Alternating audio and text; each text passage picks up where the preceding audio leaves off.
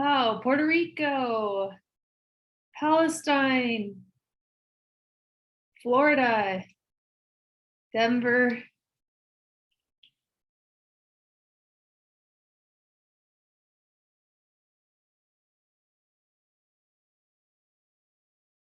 New York, California. This is always my favorite part for these forums, to see where we have people joining us from.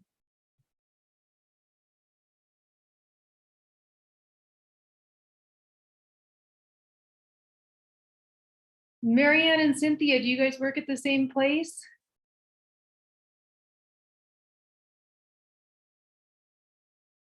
Another California? No, we don't. Okay, okay.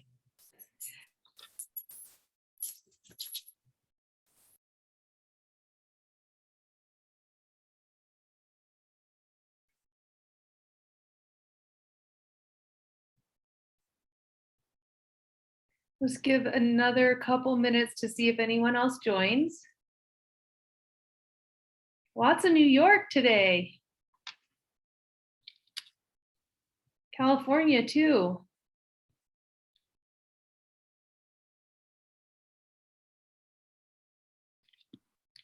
New Jersey.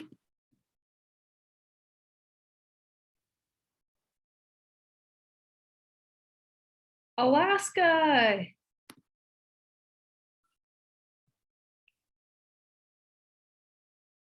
Ellen and I are in Denver, Colorado. Lisa, do you want to share where you're from, where you're at currently? Oops, you're muted, Lisa. I'm in St. Simon's Island in Georgia, Florida border.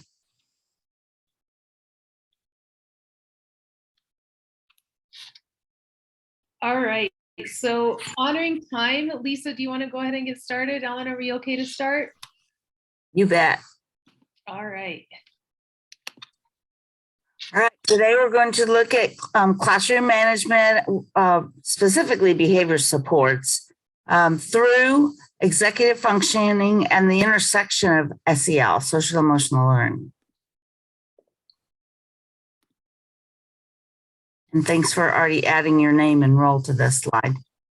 Oops, so going back, Ellen, I'm Donna Trujillo. I am the Vice President of Tiered Supports and Special Populations with Generation Schools Network. I am a former special education teacher and director. I worked as a director of special education for the third largest district here in Colorado. I also have worked as an educational advocate for students with special and gifted needs, as well as an administrator for pre-K through 12. And I've been a gen ed teacher for all grade levels as well. And with Generation Schools, I get to work with superintendents, principals, teachers, counselors, paraprofessionals, anyone in the school setting around social emotional learning, principal induction, turnaround leadership, anything, pretty much anything that has to do with schools. Another specialty area is the multi-tiered systems of supports and restorative practices. And I'm Lisa Leaf. I'm Chief Learning Officer for Generation Schools. I've been with GSN for 5 wonderful years. So I started out in education as a math and science teacher. I was then a principal at elementary, middle school, and high school levels. I directed accountability for a district in Colorado. And right before joining Generation Schools, I worked with the Colorado Department of Education. One of my primary focuses throughout my education career has been equity and supporting students to develop executive function and social emotional health. My most recent work as a principal was at a school called the Denver Street School. And most of the students who were there really needed a second chance. And we found that developing the skills that make up executive function made all the difference in their ability to move forward with their lives.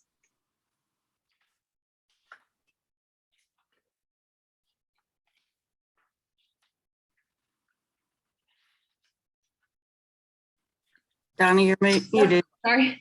Our agenda today, we're going to start with a warm-up activity. We'll talk about what is executive function, the impact of executive function on social and emotional learning. And we'll also be tying the executive functioning to our social emotional learning competencies.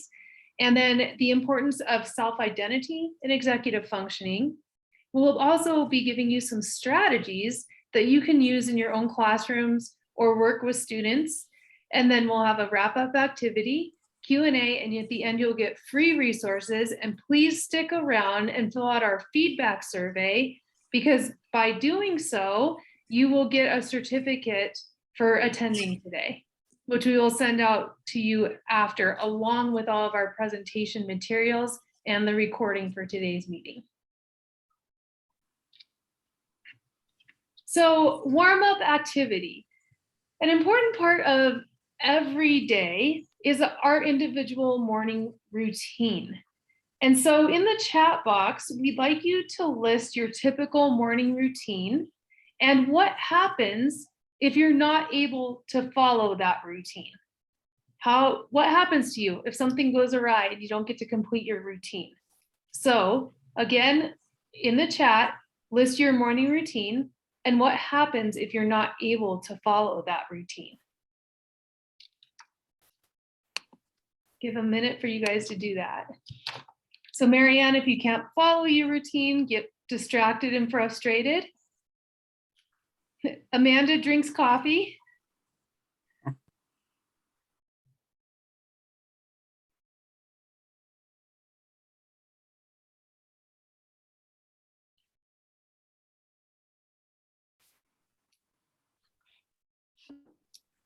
And Callie, reflect, journal, plan goals for the day. Love that. Look over the to-do list, eat a nice breakfast, and if not, you get anxious and overwhelmed.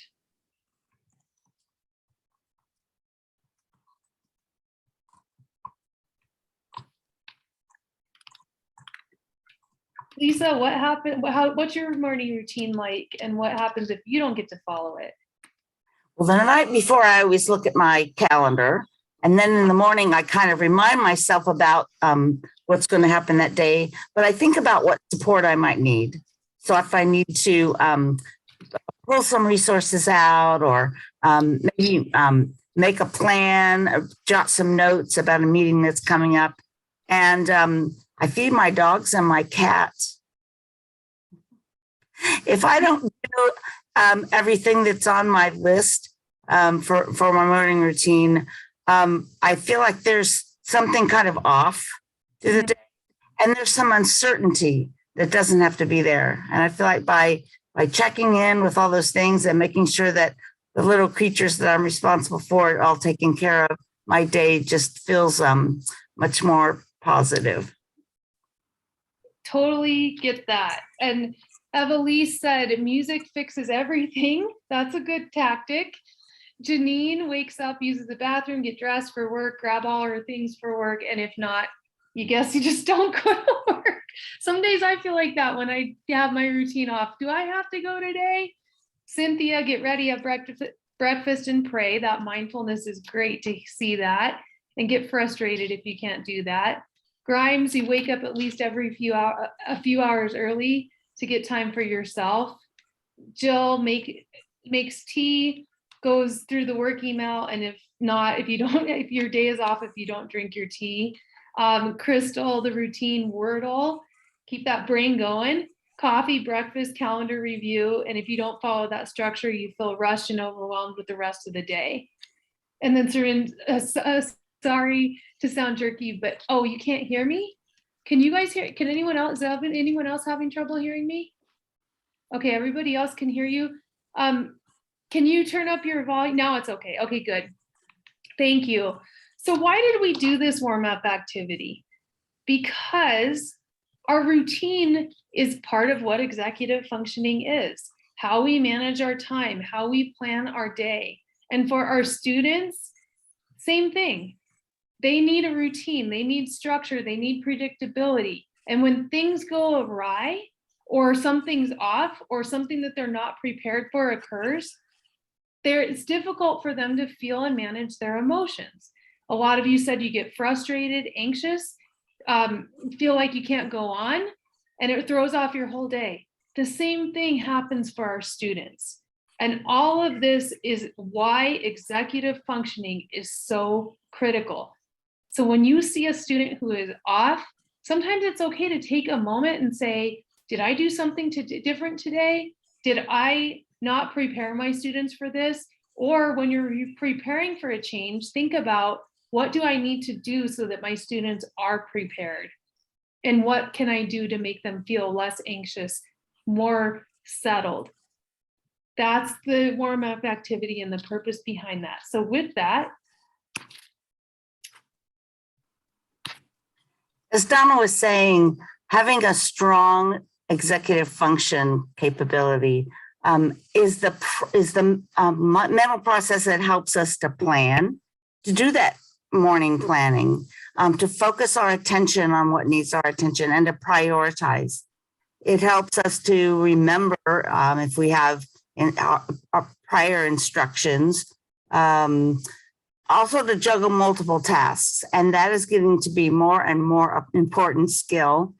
I think a great analogy that I use when folks are just learning about executive function is to think about the role of the air traffic controller in the airport.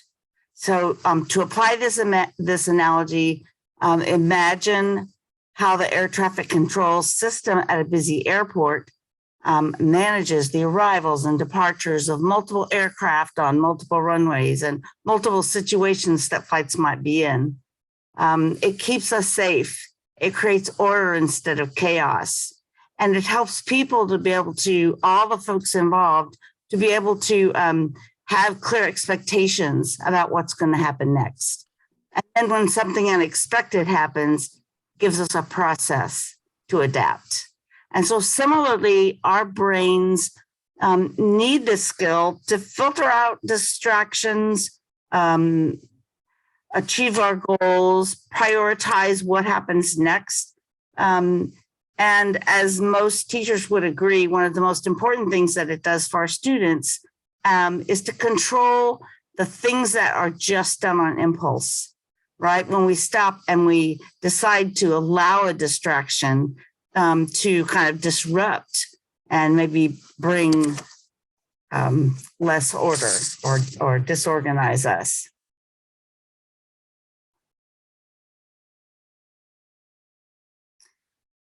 Executive function is especially important to our students' academic development. For example, it helps them learn to be critical thinkers and to remember and follow multi-step instructions. You know, we start out really small, maybe one instruction at a time with our pre-Ks and our beginning kindergartners. But in addition to those academic skills, executive function supports our students' social and emotional skills and health. These are developed over time through a process, both executive function and social emotional learning. It typically requires our patience when we're working with students at various levels of executive function. And also, it really makes a big difference when we understand the developmental level in terms of each individual student's needs. Sometimes students develop at a rate that kind of falls behind their peers. And so this, again, requires our patience and support, sometimes even beyond middle school. I was at a board meeting one time, and one of the board members said something like, if our students just want to be disruptive, then they don't belong in our classrooms. And, you know, in the kindest, most emotionally controlled way that I could, I reminded the group that students don't show up and want to be disruptive, right? I mean, they want to be respected and be a part of the group. And so as we support our students to do that, we help them to have that social emotional health and feel a sense of belonging and feel that power of being in control and in charge. I've attached a resource link to this slide from the Harvard Research Center to help us learn more if you are interested in learning more about that specific aspect of executive function.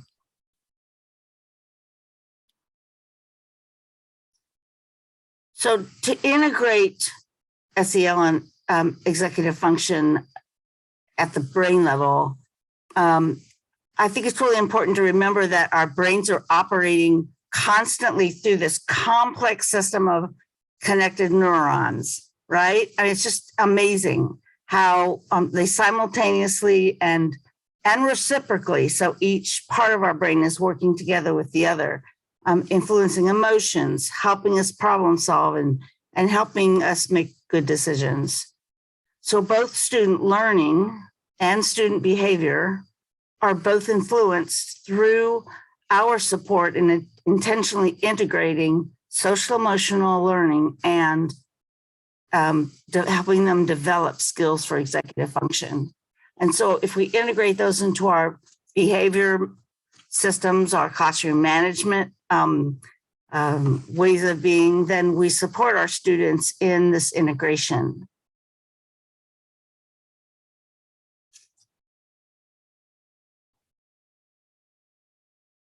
So how can we help?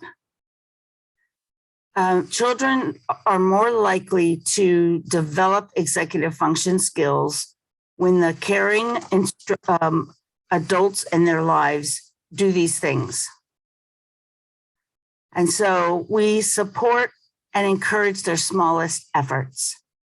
And I learned this from someone who was helping me train horses. I was just learning, how does the horse's mind work? And even if they're not fully obeying, even if they're making a small decision to move in the direction that you ask them to go, to recognize that, to begin to encourage them instead of waiting for perfection before we give them some feedback. Model the skills ourselves. This requires us to take good care of ourselves, right? So we can show up healthy and respond as our best selves. Invite students to participate in activities and opportunities that help them practice these skills. One of the things that's so critical is that we are a person that they can constantly trust, that our presence near them helps them to feel more confident. So, asking ourselves today, right now, as I'm working with the student, am I showing them and being for them a consistent, reliable presence they can trust? At the same time, we don't want to build dependence. Donna's going to show us so many wonderful strategies in a little while. And what I noticed when I was looking through the resources that she was bringing was that each of them help students to develop independence. They're not built to make them dependent on us. One of the most important things is the last bullet, and that is to recognize that students who have experienced chaos, violence, chronic adversity, the ACEs, the adverse childhood events, they need more help and support.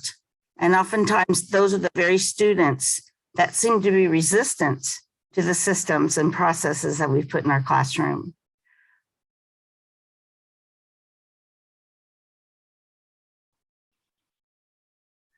So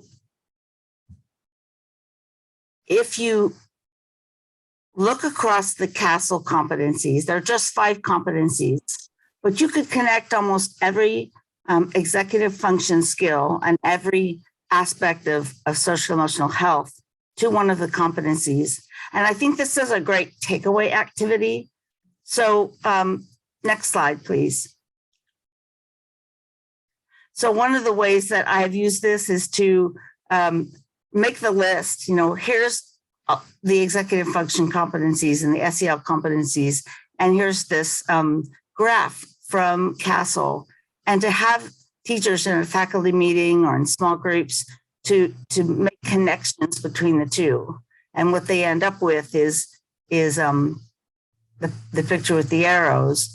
But it's amazing how many of the connections are just so readily visible, and there'll be a lot of consensus around that.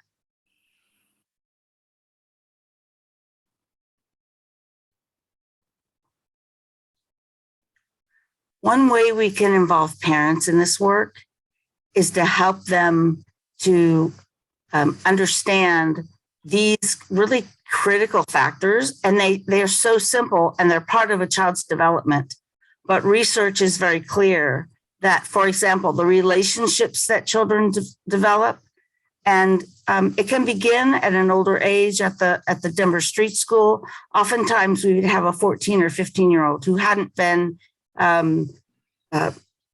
invited or hadn't been given the opportunity to be involved in relationships that were just casual and that were positive in a setting like a school or a classroom, in a setting like a neighborhood. But when adults support children to have good relationships with one another and give them time to spend together, to be able to have activities where they can engage in creativity and play.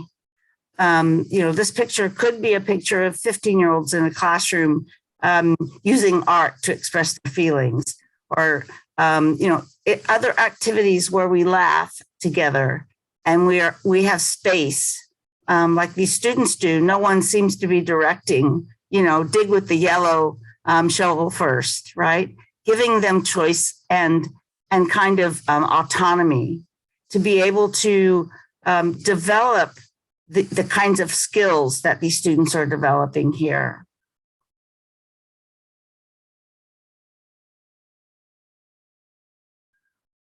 So I just want to take a moment to consider the role of self-identity in executive function.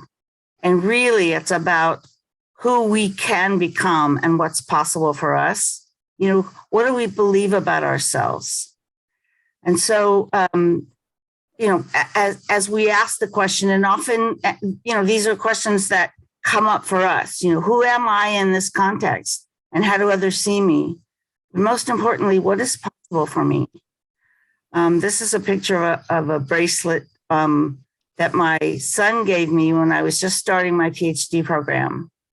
And there were times when I wouldn't take it off because he thought, you can do anything. And by the way, I didn't start till I was 50, but this says, she believed she could, so she did. And sometimes I wonder, wait, is that too simplistic? But I thought about parkour and the amazing phenomenon of students, flying off of buildings and doing flips or BMX biking, for example. What does it take? So let's watch a 30-second clip together. And I want to invite you to look at this clip through an SEL lens. So notice what competencies and attributes might be present in these students. This is only 30 seconds.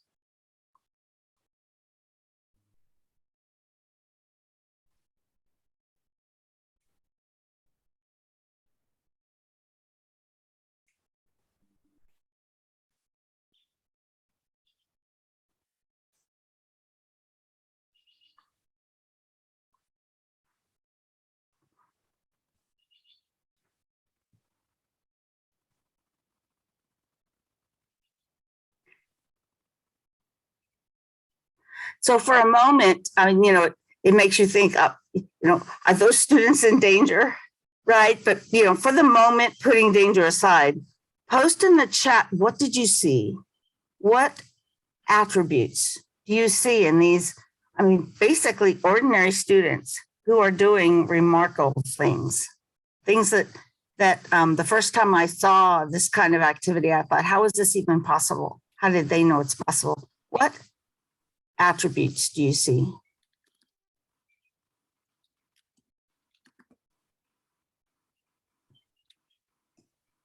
Trust in themselves, boldness, confidence, excitement, determination.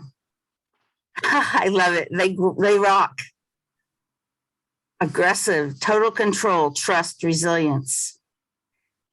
And, it just makes me think about, what might happen. What does this tell us about what might happen when students have courage and confidence and believe they can?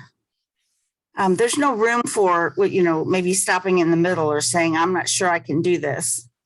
But what happens when students are able to grab on to that belief in themselves. I love it. They believed they could, so they did it. Thank you. I'm thinking that it's almost like magic. And at the street school, we saw magic almost every day. And I just wanted to leave you with that. You know, maybe your students can find some magic of their own.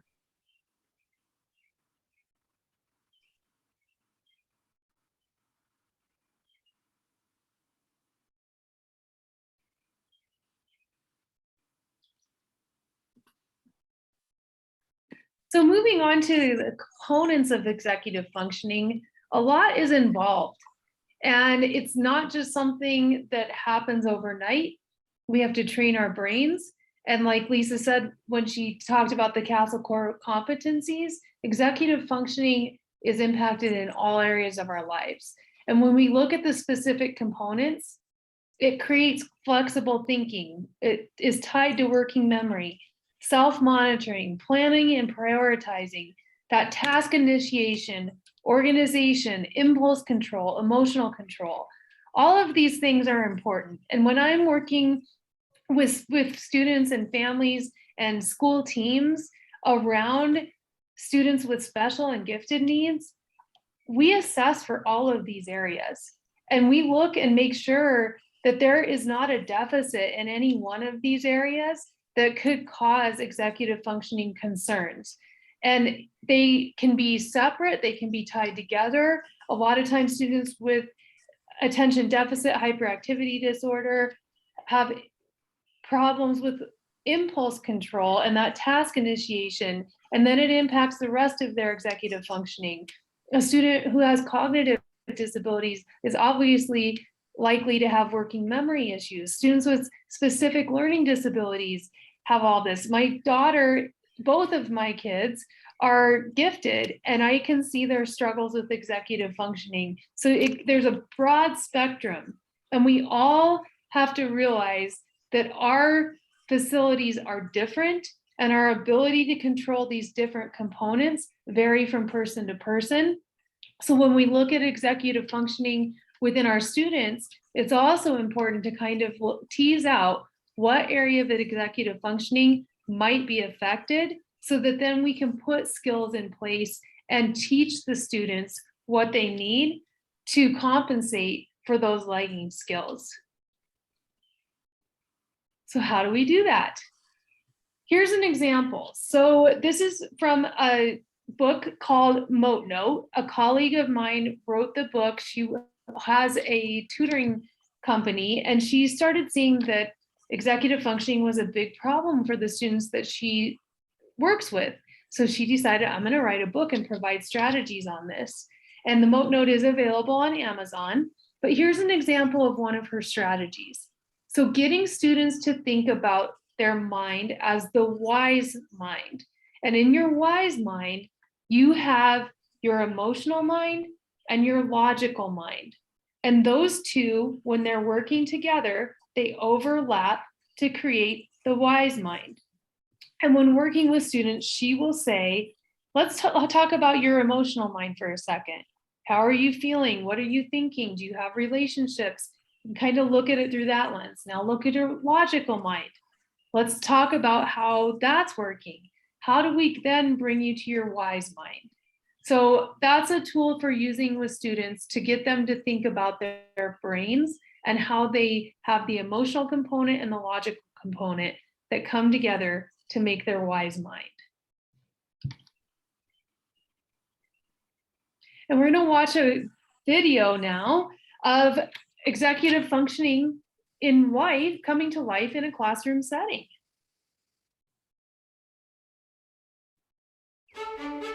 There are certain foundational skills like executive function, self-regulation, that are prerequisites for the formation of more complex skills like perseverance and self-direction. A child can become a productive and engaged learner from any developmental starting point as long as we intentionally build those skills.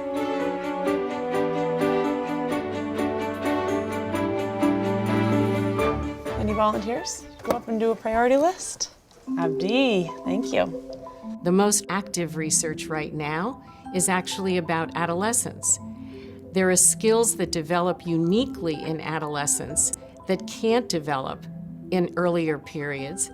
An example of one of those is executive function skills, which enable us to organize and prioritize.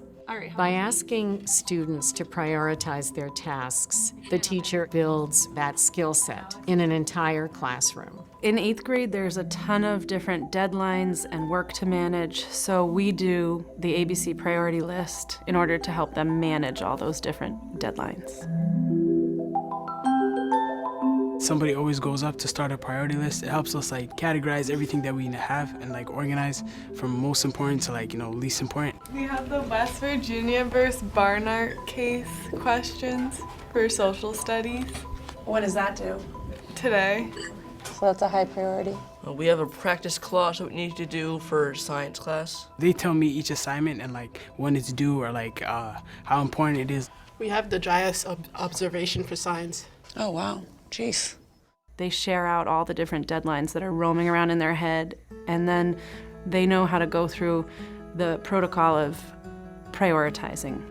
Can you help Abdi to figure out what the A1 is? JIS observation. I think so, because it's overdue, right? So if it's overdue, you got to get that done first.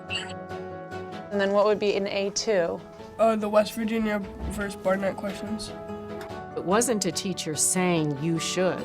It was a student saying, here's what I think are the ways in which these activities should be prioritized. So in effect, what this teacher was doing was modeling and teaching executive function skills.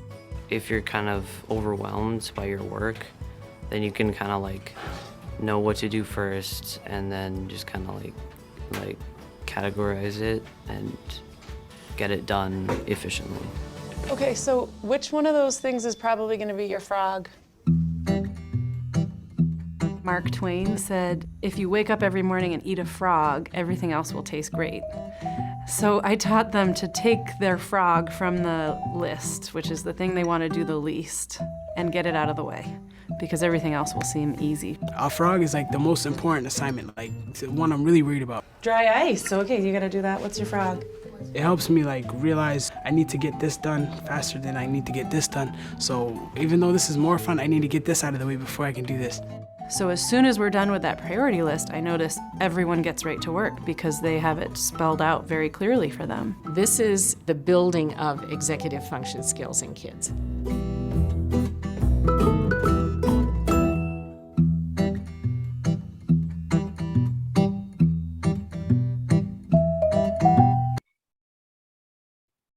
So what happens if students have a lot of frogs?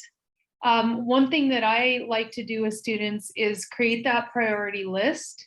And I often will, if they have a bunch of frogs so that they don't get that brain fatigue, that cognitive fatigue, I will put a frog and then something easy and then another frog, but start with the hardest frog and then go to the less hard frogs, building in easier tasks in between and always ending with something easiest and building in those breaks. So let's go and see what we can learn more about. There are certain. So like we talked about at the very beginning, routine matters. Some examples of this are posting your visual schedule of the day by class or subject, reviewing it with students. It can help them feel settled, or like that teacher did, setting it up with them, or taking your visual schedule and then saying, okay, what assignments do we need to get done within each of these areas today? Providing consistent routines, giving them warnings if something's going to change, and letting them ask questions of what that would look like can help manage their routine and prepare for the unknown. Communicating those changes ahead of time. Having materials available and kept in the same location and organized. So as a teacher, I used to have folders for my students. It was like an old magazine rack, and I'd have their pencils, whatever they needed for that day, for my class, right there. They would grab their folders, sit down. I then knew everyone had their materials, pencils, everything right there. And when they finished, they'd put their done work on the other side of the folder and put it back as they were leaving the room. That helped my students with not having to think of one more thing in their brain, took out the arguments of, oh, miss, I don't have a pencil, or I forgot that at home. That simple thing reduce barriers and reduce the number of behavior and classroom management problems I had around executive functioning. Also, posting learning objectives is important because then students know why they're learning and what specifically they're learning about. And then providing with examples of completed work. Just like when you're doing a project, if you don't have the example or an exemplar, sometimes you don't know where to start and you get caught up in your mind. I work with principal inductees, and this morning I have a principal inductee who emailed me and said, Donna, do you have an exemplar of our final presentation? My brain's spinning. So absolutely, I'll give that to you. For students, that's really important, especially when you have a big project that can help them work backward. If you give them that exemplar, you can then say, here's how you can get here. And then modeling your expectations. So if you expect something from students, you too do it yourself. And that's as simple as remaining up at the front of the classroom with them. I do a lot of walkthrough observations in schools, and the students who I see being most successful and the classrooms that meet with the most success are from those teachers who are not sitting behind their desk, having students sit and do their own work and come to the teacher if they need something. Those teachers are out and about, checking with students, talking with students, allaying their fears, helping them initiate their task, checking for understanding, catching them before they get too far along in their work that they have to redo it. And I see, yes, sharing objectives with students and writing the classroom menu is important for students. Organize and prioritize. Exactly.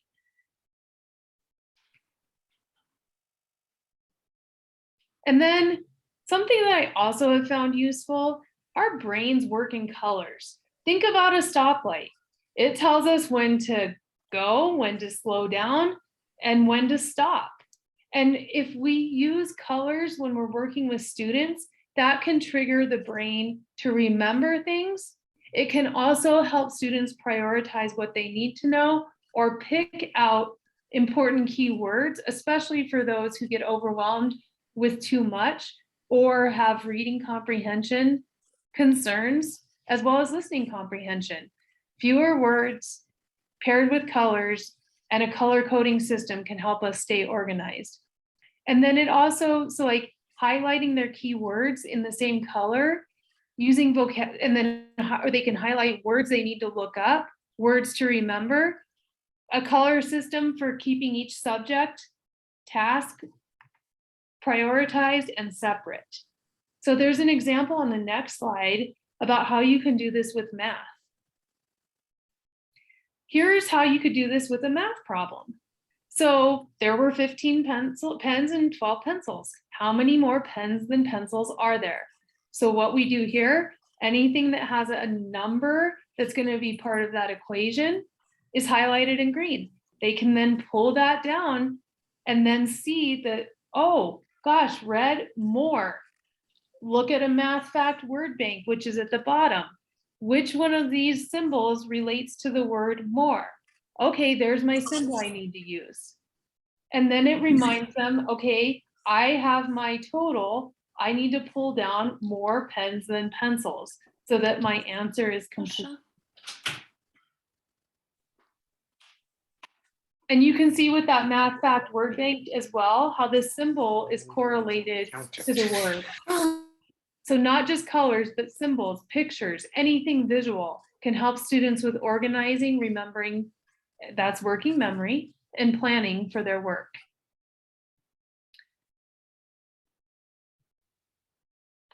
And this I love. I don't know if any of you have heard of Sarah Ward, but Sarah Ward developed an executive functioning system. A lot of the districts here in Colorado, especially in the metro area, have all of their teachers and staff trained in the Sarah Ward strategies, and then they implement it across their whole school. So every student gets the same consistent executive functioning model for organizing their work. You can see here it's tied to the colors. So get ready. What do I need? Tied to that are what materials do I need to do the steps and prepare my space? Step 2, do. What steps do I need to take to be done? How long will each step take? And then with that, they sketch out the time, create time markers, a halfway checkpoint. They can set timers. There's different ways to help them plan and stay on schedule. So the yellow is they're slowing down, thinking about what they need to get ready to do. The green is they're going and they're doing. And then finally, what will it look like when I'm done? And red means you're done. You stop, you get to finish. But you can see on this that it actually works backward, okay? So when you're planning with students, like I said, giving them the exemplar is important because then they know what their finished product is, what they need to do. So your first step with get ready, do done is to actually identify what done looks like. Then you're going to do, what do you do? And then what do I need to do to get ready? And then it cycles down to the 4th step of getting the materials, 5th, sketching the time, and then 6, it stops. So 1, 2, 3, red, green, yellow, then yellow, green, red, done. So if you would like more information, I would just recommend looking up Sarah Ward on a Google search, and you can learn from that. But if you are interested in more, that's a great strategy that you can use with your students and tie everything we've talked about into one component. And it's not the only way. You can create your own. I just wanted you to have an example. And then organization. Oh gosh, we've all had those students, I'm sure, and even at times ourselves, who just look around. I had a student one time, I literally in my mind thought, oh my goodness, this is my pig pen, right? From Charlie Brown. She had her hair a mess. Everything was falling out everywhere she went. She was dropping pencils. Whatever she had was a mess. So what did I do for her? I used an accordion folder. I color coded her planner, gave her calendar reminders. With the cell phones now, you can set up apps for that. And just going back to the accordion folder, I had a section for each subject and they were color coded. The tabs were color coded. And then I had another section for work needing to turn in and work that had been graded. So I taught her how to put those in order for her accordion folder.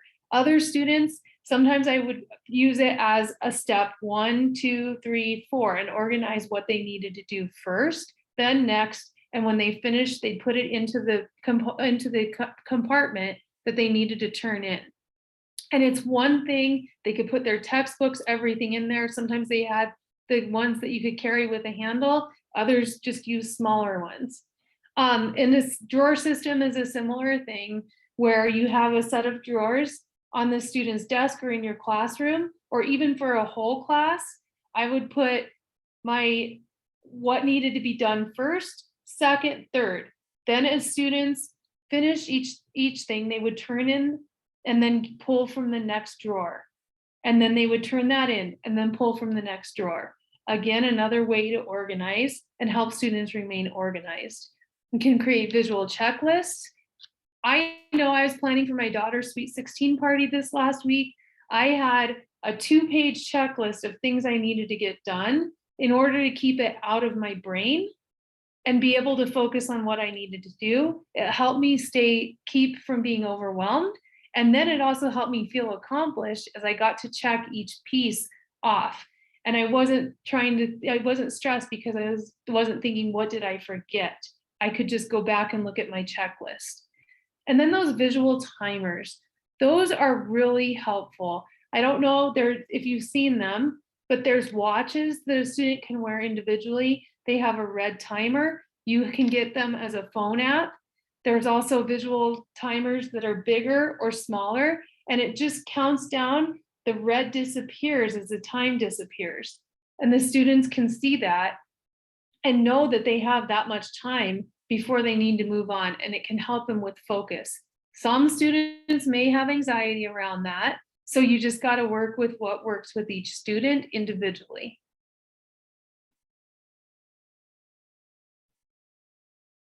Another component is that learning space.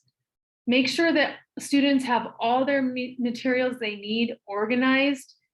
I like to put the materials that are needing to be done on the left of their desk, and when they're finished, they get to move them to the right. I prioritize that work just like the frog. Sometimes I will do easiest, most difficult, easier, more difficult, or reverse it. It just depends on the student and how they work individually. I try to make sure it's free of visual and auditory distractions and clutter. If it's super noisy, I'll allow my students to listen to music, use noise canceling headphones, or have a different space. If they are visually distracted, turning them toward a wall, having them seated at the front of the room, near a door, wherever is best for that student. Those folder cubicles work great. And then just individualize their seating for them. And that can really help take away that visual auditory distraction and set them up for success.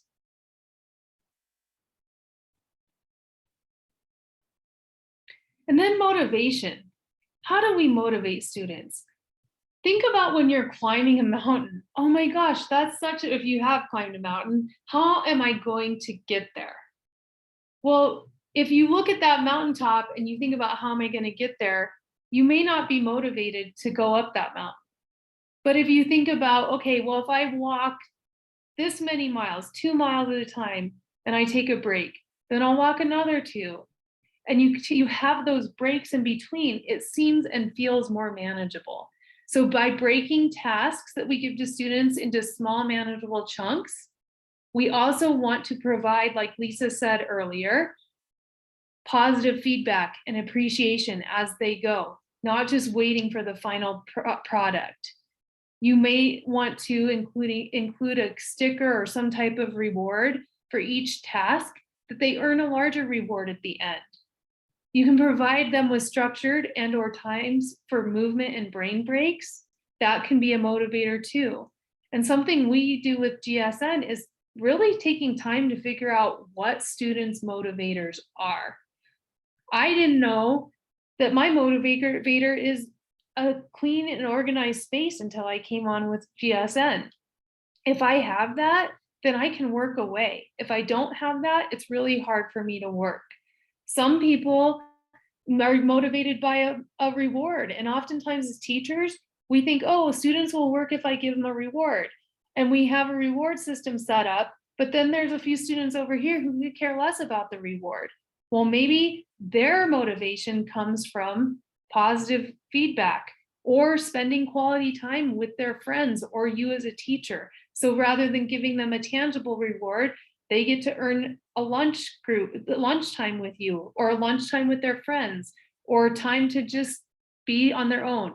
So taking the time to figure out what the true motivator for each student is can be critical to getting them into working and maintaining and sustaining their motivation to do so.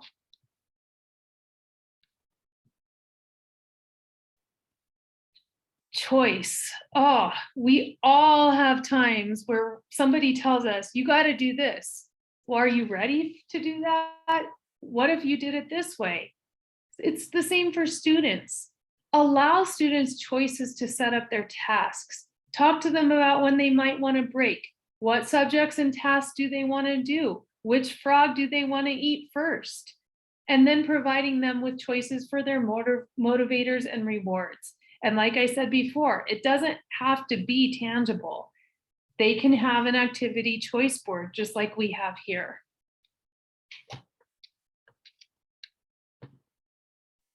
And then learning supports. So some supports that I often see in IEPs that I think are great for all learners, that if all teachers did this, a lot of struggles would be overcome, and you would have what you need for your students to succeed. But we often as teachers say, do you know what you're doing? And it's a yes or no response. So instead of creating a yes or no question, ask them, tell me about what you're doing right now. Or can you tell me how you got to the answer that you did? That's a better way of checking for understanding, especially with those teens who are like, you get a grunt here or yes or no. But if you ask them an open-ended question, not only do they feel honored in sharing their knowledge, you can get more detail about maybe what they're struggling with and know how to best support them. Also, a visual cue for requesting support. A lot of students are afraid to ask for help for a variety of reasons, maybe anxiety, looking different, just not perfectionism, not wanting to feel like they're failing. So something like, okay, if you have when you put your green pen on your desk, I know you need for help. Or a simple, here's my hand cue. You know, if you throw up a thumbs up, I know you need help. Or you take off your glasses and put them on your desk, I know you need my help. That's another way to help students feel comfortable with seeking support. And for those students who over ask for or rely on help, you might want to consider giving them a little limited number of Post-it flags that represents one question for each flag. And when they are gone, they have to find another way to seek help. Oftentimes this will help kids, I need to think about this before I use this flag. Maybe I could look here. Creates that critical thinking, problem solving, and causes them to not just raise their hand immediately. You could also do this strategy, I'm sure many of you have heard this, 3 before me. You have to ask 3 other people before you come to me as a teacher. Again, problem solving, social skills, self-management, all of these tied back to those CASEL core competencies. And then if a student's constantly asking, I need help, you can ask them, again, going back to that check for understanding, can you tell me what you did to find the answer? Let's see what you've already done. That can give them pause and say, I haven't done anything, putting the onus back on the student.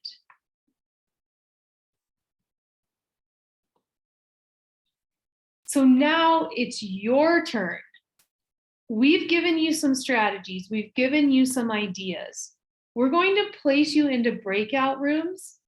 Ellen's going to put the link to the document here. And as breakout room groups, everybody's going to be on the same document, so you'll see each other typing. In your groups, you are going to type out other ideas and strategies that you have utilized or found helpful, or ideas that maybe you want to try in each of the areas that we talked about today. So I'll click on the document so that you can see it. And the document link is in the chat. Oh no, I can't click on it. It's okay. So when you get in there, you're going to see that each of the slide titles that I reviewed with strategies are on the document. In your breakout room, feel free to type out any other ideas that you have or that you'd like to try on this document. When you get the presentation materials, you'll have a bank of other strategies and ideas to try. So Ellen, can we take about 10 minutes in our breakout rooms, please?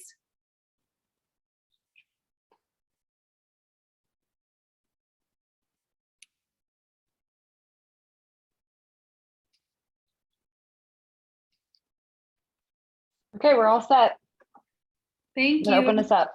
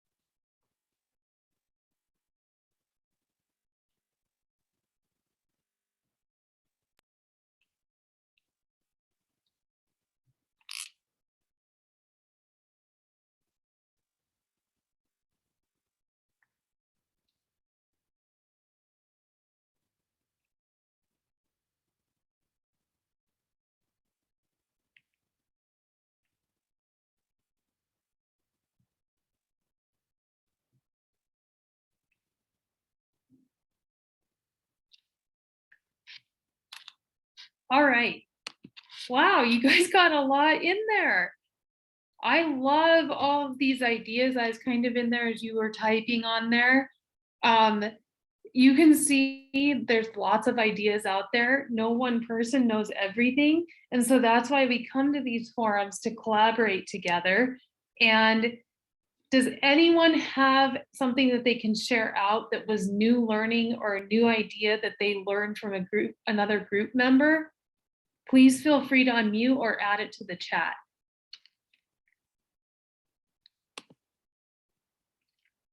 Let's see who a brave soul might be.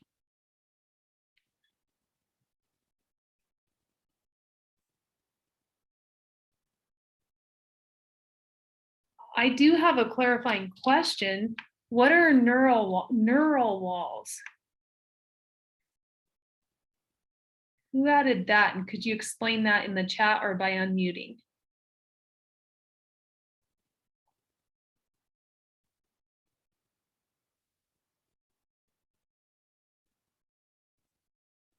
Have you heard of this term, Lisa? I have not. Oh, Grimes. Oh, they're spelling.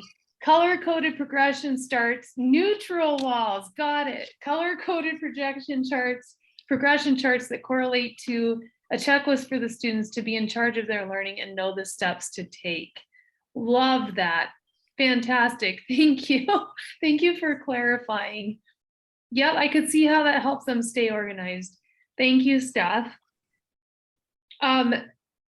Anyone else have anything that they want to share, any clarification on?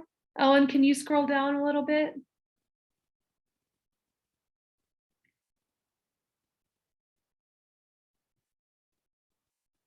A learning space, just NESSE? What is that?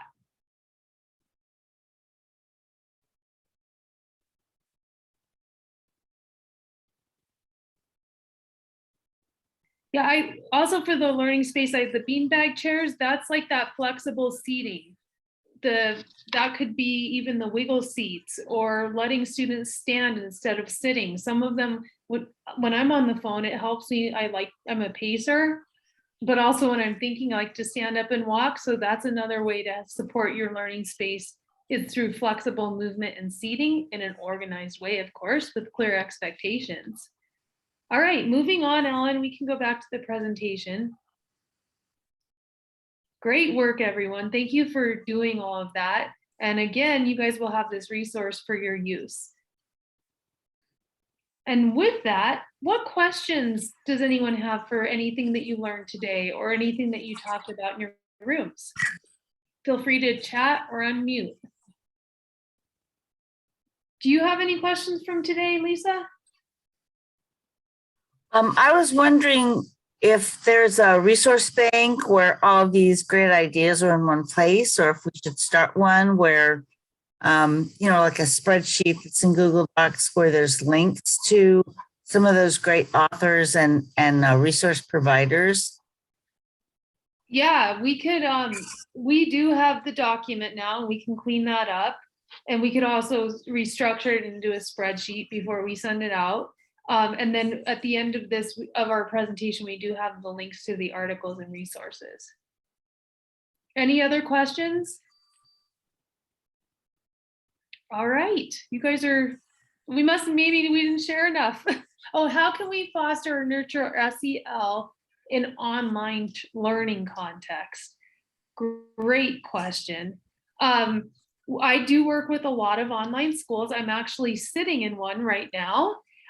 What we do for those is a lot of our schools have created a specific advocacy or advisory time built into their online time, and they will instruct their students. And some of the teachers have low attendance, so they'll put in activities around SEL with students chatting, adding discussion reply posts into their online programs to answer the questions and connect with each other if they're not engaging in the live lessons. I've also seen where the teachers in their instructions or in their instruction of regular core subjects, build in social and emotional learning activities, warm-up activities, wrap-up activities to connect students, to be able to establish those relationships, to open and pose questions. Poetry can be used. Different ways you can build those in if you don't have live lessons. Can you clarify, do you offer on live learning, or is it on through just the Google Docs where students open up their lessons? Lisa, do you have other ideas to share around that? I think you can use breakout groups in really creative ways, where students may have private think time and then go into breakout groups and be allowed to share as they wish.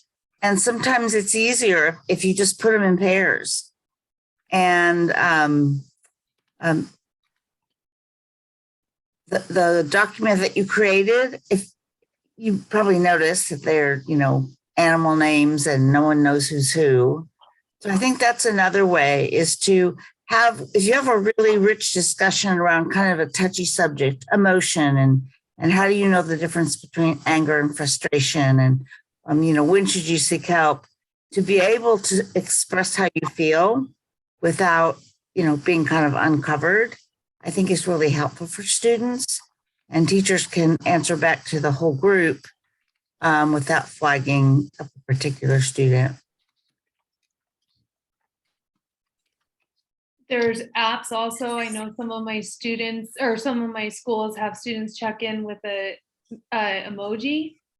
They go into the app and they click on what emoji they're feeling. It, like Dr. Lisa said, it is completely confidential for the students, but the teachers can then see how that student is feeling too, especially for those who do not want to verbalize.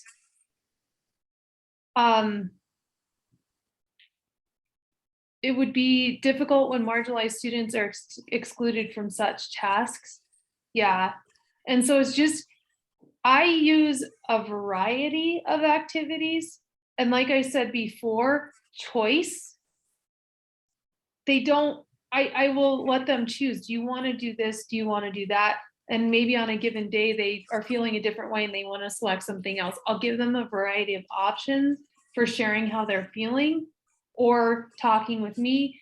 They could schedule a time outside to just one-on-one, just variety and choice, rather than saying, this is what we're doing, or having two students come up with some ideas too. It's amazing what they think and could create. And then they have that shared knowledge together too, without the teacher having to say, this is what you're doing. I don't know if that helps answer your question. One of the other things that I've seen teachers do really well is know when to turn off the PowerPoint. And it's just a different feeling when everyone can see everyone's face. Mm-hmm. So maybe the rule is, when we do warm up time, please, if you're able, put your face on the screen. And then it's sort of like we're sitting in a circle. And so it's just sort of a strategic way to build community, and that the PowerPoint isn't, sort of right there in the middle of the screen as the thing everyone's looking at. It's like we're looking into each other's eyes. And it's amazing how even that virtual experience can build connection. So the next time they see each other, they recognize names and faces, and it feels more friendly. And I was observing in an online school last week, and some of the students didn't feel comfortable turning on their video. So they had a choice that if they didn't want to turn on their video, they didn't have to. If they didn't want to unmute, they didn't have to.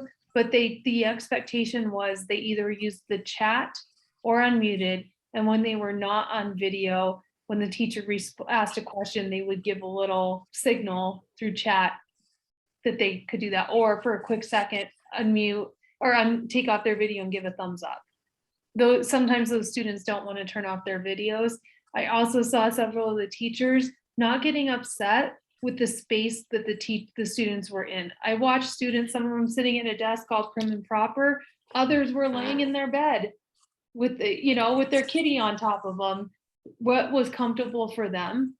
And each teacher was different and each student was different. So working with your students too, and not just saying you've got to do it this way, just like you would in an in-person setting. There's a question in the chat about are there strategies for students with special educational needs? And I think one that has worked really well is to teach students early on how to use the messaging, the chat function, and to send their teacher a private message. Mm-hmm. I don't understand what you're saying, or and then the teacher can write back in a private message. Give me 5 minutes when we finish this lesson, and everybody's working. I'll send you a breakout invitation, or whatever the student needs, or direct them to a specific website where they can learn more. But you can encourage them privately, and they can let you know they need help. And even though we all know how to use that, not a fourth grader or a sixth grader may not know.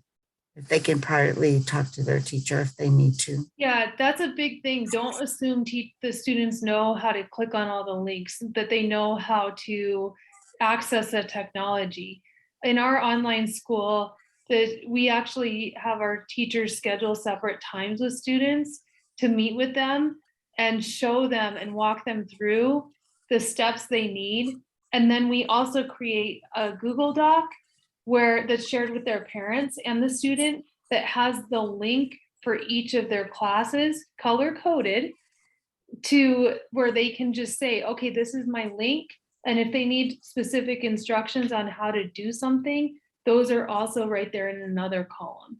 And so having everything in one place for students and explanations, and then taking the time to set them up for success. And sometimes they forget, and we'll schedule another quick one-on-one check-in with that student, and include the parent too, if they're supporting them at home. Because oftentimes, even when my students had to go virtual, my kids had to go virtual, I wasn't sure, do I use this Canvas app, this Infinite Campus? Is it in Google Docs? Where is it? So creating that one document where all the links are and directions of how to access them can be helpful too. Anything else? All right. You can keep adding questions. We can stay on longer. We'll move on for everyone to the next slide. So, Generation Schools Network, if you can go back, Ellen. Real quick, Generation Schools, these are things that we offer to you all. If you decide that you want to work with us, we do seek grants for districts. We have funding that we can find. We have a grant writer on staff who can help with obtaining grant funding and come out and deliver work, professional development, coaching, mentoring. We have our own curriculum, different curricula to use. We can help with SEL surveys, evaluation, observations, coaching, anything you need. Please feel free to reach out to any of us, or log on to our website and see what other resources we have available, and those links are in here. And then upcoming for next fall, you will be getting an SEL forum on identification of executive functioning needs and supports. So how do we identify executive functioning needs? We will be giving that to you next year, so watch for that.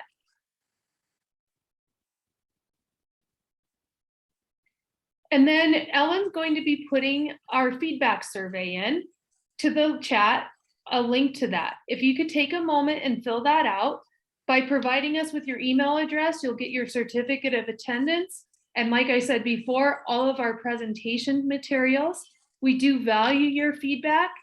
It gives us incentives to be able to adjust our presentations as well as determine what topics of interest we can bring to you for future. So we'll give you a minute to do that. And as you're doing that, as you're finishing up, feel free to unmute, ask any questions that you have. And if you want to talk to Dr. Lisa or myself at any point, you need help, there's our email addresses as well. And after you're done filling out the surveys, you're free to leave our session or hang out with us and chat more. We really, truly appreciate you joining us today.